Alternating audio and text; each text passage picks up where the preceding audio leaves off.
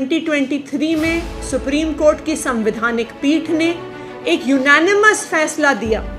उसके पैरा 106 को मैं आपको पढ़ के सुना रही हूं। वो कहता है, the triple chain of command is as follows.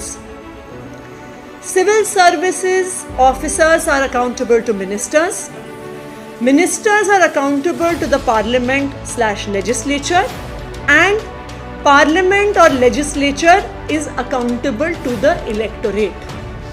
इसी तरह से हमारे देश में लोकतंत्र चलता है।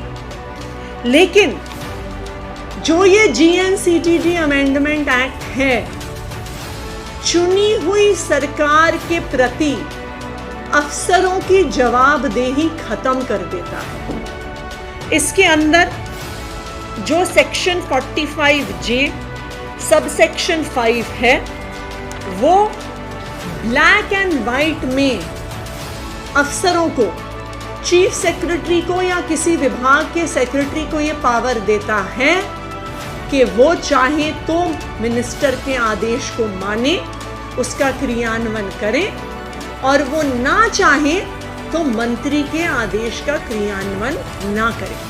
फाइनेंस सेक्रेटरी ने इस 40 पेज के चिट्ठे को भेजकर मेरे एज फाइनेंस मिनिस्टर द्वारा दिए गए आदेशों को मानने से इनकार कर दिया है। प्रिंसिपल सेक्रेटरी फाइनेंस आशीष चंद्र वर्मा जी ने मुझे ये चिट्ठी भेजी और कहा कि जो एक आदेश कैलाश गहलोत जी ने एज फाइनेंस मिनिस्टर 5 जून को दिया था और जो आदेश मैंने एज फाइनेंस मिनिस्टर 12 जुलाई को दिया था, उन्होंने ये 40 पेज की चिट्ठी लिखकर फाइनेंस मिनिस्टर के आदेश को मानने से मना कर दिया। तो आज इस undemocratic, unconstitutional GNCTD amendment act की वजह से एक के बाद एक दिल्ली की चुनी हुई सरकार के अफसर कह रहे हैं कि हम चुनी हुई सरकार की बात नहीं मानेंगे, हम चुनी हुई सरकार के मंत्रियों की बात नहीं मानेंगे, और हमें बात ना मानने का अधिकार ये GNCTD अमेंडमेंट एक्ट देता है। उसके बाद जब ये फाइल मेरे पास 12 जुलाई को आई, मैंने फिर से उस फाइल में आदेश दिए कि सुप्रीम कोर्ट में SLP फाइल करी जाए, वरना it will be a loss to the public exchequer, और हमें तुरंत सुप्रीम कोर्ट में उस केस को फाइल करना है, हाई कोर्ट के ऑर्डर को चैलेंज करना है।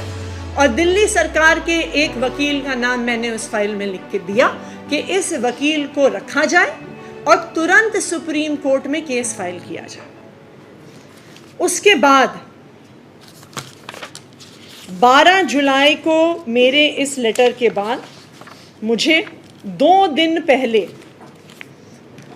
प्रिंसिपल सेक्रेटरी फाइनेंस आशीष चंद्र वर्मा जी की 40 पेज की चिट्ठी आती है कहते हुए कि हम आपकी बात नहीं मानेंगे।